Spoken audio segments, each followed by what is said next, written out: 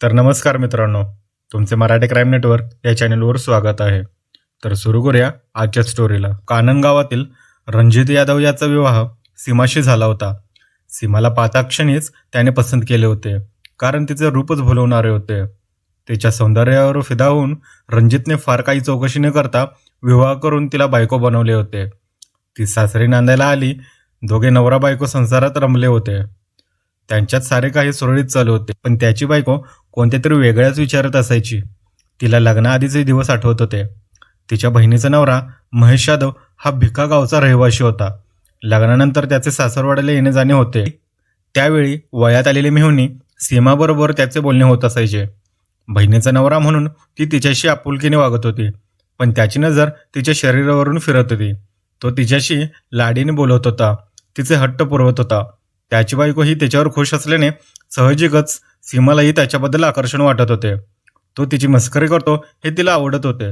कोणी नसल्याची संधी पाहून तो तिचा हात धरत होता, तिला जवळ घेत होता. काही वेळा तो तिच्या पाठीवरून तर कधी नितंबावरून हात फिरवत होता. त्याचं हे चाळे तिलाही आवडू लागले होते, कारण ती आता वयात आली होती. तिच्यातील तारुण्य सुलभ भावना जागा झाल्या होत्या. पुरुषाच्या स्पर्शही तिला आता आवडू लागला होता. ती काही बोलत नव्हती म्हटल्यावर त्याचे धाडस वाढले होते. एकदा ती बहिणीबरोबर भिका या गावी आली होती. तेव्हा महेश आपल्या बायकोला म्हणाला, माझ्या मेहुणीला आपली शेती दाखवून आणतो. तेव्हा त्याच्या बायकोने होकार दिला. तो सीमाला घेऊन बाहेर पडला. दोघे गप्पा मारत शेताजवळ पोचले. तो तिला घेऊन शेतातील घरात गेला. ती त्याच्यावर विश्वास ठेवून निवांत निघाली असली तरी त्याच्या मनात वेगळाच विचार होता. गप्पा मारत मारत तो तिच्या जवळ बसला आणि म्हणाला, तू मोठी असती तर मी तुझ्याशीच लग्न केलं असतं.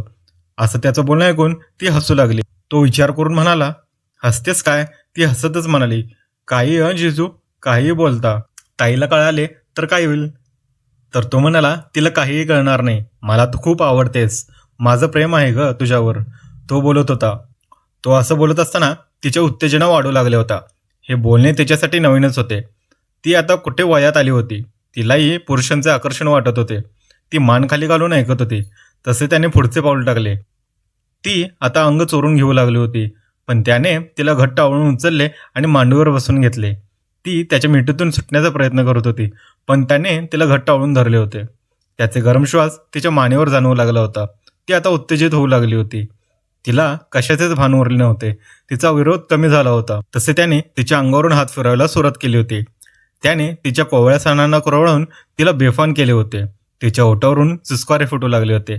तसे त्याने आपले ओठ तिच्या ओठावर टेकले. तो आता तिची किस घेऊ लागला होता. तिने प्रतिसाद दिला होता. किस घेऊन झाली तसं तो तिला पिसालगत करू लागला. त्याने माघार घेतली नाही. दुसऱ्या क्षणाला त्याने तिला बेडवर पाडले आणि तो तिच्या अंगावर पडला. त्याच्या तगड्या देहाखाली तिचा नाजूक देह रगडू लागला.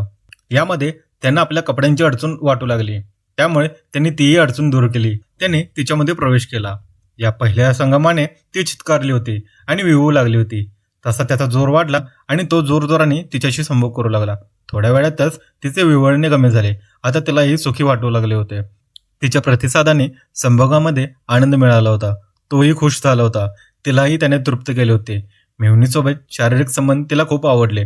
त्यानंतर त्या दोघांमध्ये संधी मिळेल तेव्हा संभोग होऊ लागले. पहिल्या संभोगाची आठवण ती कधीच विसरली नाही. त्यामुळे त्यांनी नेहमी सुख द्यावे असं तिला वाटत होते. पण रीतिरिवाजाप्रमाणे तिच्या पालकांनाही तिचा विवाह करून दिला. ती संसारात रमली होती आणि ती पतीबरोबर विवाह सुख घेऊ लागली होती. पतीही सुख तिला देत होता. पहिले सुख देणारा महेश ती काही विसरली नव्हती. ती त्याच्याबरोबरच कामुक आठवणीत रमून जात होती. तिकडे महेश याचेही असेच हाल होते. त्यालाही तिच्या कवळ्या शरीराचा आनंद घ्यावा असे वाटत होते. त्यामुळे तो वेळात वेळ काढून तिला भेटायला जात होता. ती त्याला भेटायला जात होती. संधी साधून दोघेही शरीर सुखाचा आनंद घेत होते. या दोघांच्या वागण्याने रणजितच्या मनात शंका निर्माण केली. तो आता तिच्यावर डोळा ठेवून राहू लागला होता. त्या दोघांमध्ये संबंध असावेत असा त्याला संशय आला होता. पण अशा बोलण्यामुळे भांडणाचे मूळ होणार, त्यामुळे त्याने बोलणे टाळले. पण मनातील शंका त्याने त्याचा भाऊ सुभाष याला बोलून दाखवली. तेव्हा त्याचा भाऊ सुभाष याने संशय घेऊ नको असा सल्ला दिला. सीमाची लहान बहीण ममता हिचा विवाह निश्चित झाला होता. बहिणीचं लग्न म्हटल्यावर सीमा तिची मोठी बहीण या सगळ्या जाणं हे स्वाभाविकच होतं. सीमा बहिणीचं लग्न म्हणून माहेरी गेली तेव्हा तिची मोठी बहीण आणि तिचा नवरा महेश हे देखील आले होते. महेशला पाहून सीमा आनंदून गेली होती. या दरम्यान सीमाचा नवरा रणजितही सासरवाडीमध्ये आला होता. सगळे पाहुणे जमले होते. लग्नातील विविध कार्यक्रम सुरू झाले होते. रविवार दिनांक 1 मे रोजी मेहंदीचा कार्यक्रम होता. सगळ्या महिला मेहंदीच्या कार्यक्रमासाठी जमल्या होत्या. नाचगाणे रंगात आले होते. हसणे खेदणे सुरू होते. पण या सगळ्या कामात सीमा कुठेच दिसत नव्हती.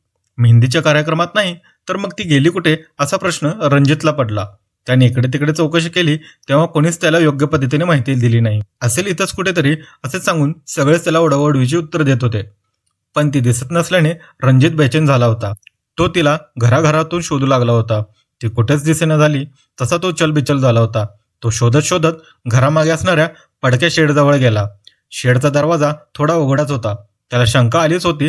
त्याने दरवाजा हळूच पुढे ढकलला आणि तो आत गेला. आत कोणाच्या तरी जोरजोरात हालचाली सुरू असल्याचं त्याच्या लक्षात आले. तसं तो सावध झाला. त्याचा संशय खरा होणार की काय या विचाराने त्याच्या काळजाची धडधड वाढली होती.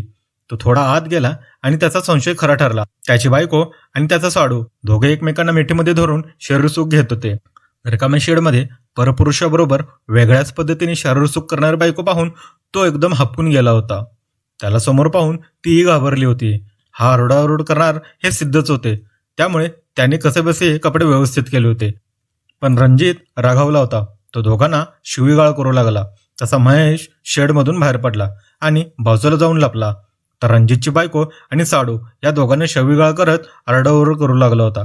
त्याचा आवाज ऐकून त्याचे सासू सासरे तसेच इतर लोक बाहेर आले. तेव्हा ते आपल्या बायकोचे साडू बरोबर घाणेरडे संबंध आहेत आणि माझ्या डोळ्याने मी ते पाहिले आहे असे सांगून शिव्या देत होता. तेव्हा त्याच्या सासरचे लोक चिडले. आमच्या मुलीची बदनामी करतो की काय असा जाब विचारत त्याच्यावर ते धावून गेले. या दरम्यान रणजितने त्याचा भाऊ सुभाष याला फोन, मी माझ्या बायकोला साडू बरोबर रंगे हात पकडले आहे, त्यामुळे सासरचे लोक माझ्यावर चिडले आहेत, ते माझे काहीतरी बरे वाईट करतील अशी भीती त्याने भावाला बोलून दाखवली. दरम्यान लपून बसलेला महेश बाहेर आला. त्याने सासरच्या लोकांना आणखीन चितवळवले. सगळ्यांनी मिळून रणजितला घेरले आणि मारहाण करायला सुरुवात केली. 10-12 लोक त्यांच्या हातात काठी, दांडके, खोरे अशा हत्यारांनी त्याला मारत होते. या मारहाणीत तो निश्चित पडला होता.